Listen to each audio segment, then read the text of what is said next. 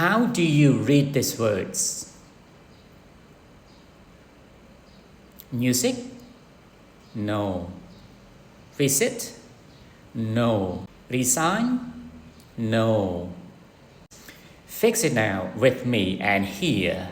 Remember, it is known that the letter S is voiceless consonant. S.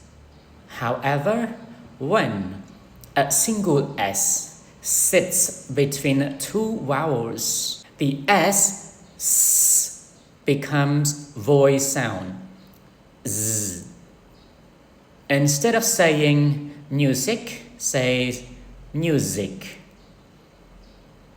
Don't say visit, but visit. Don't say resign, but resigned. Again, music, visit, resign. Let's see more words for practice. Present,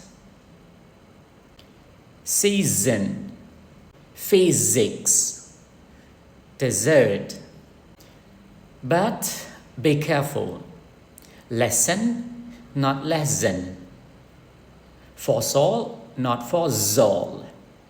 Message, not message. Why? Because S here is not single. Two S.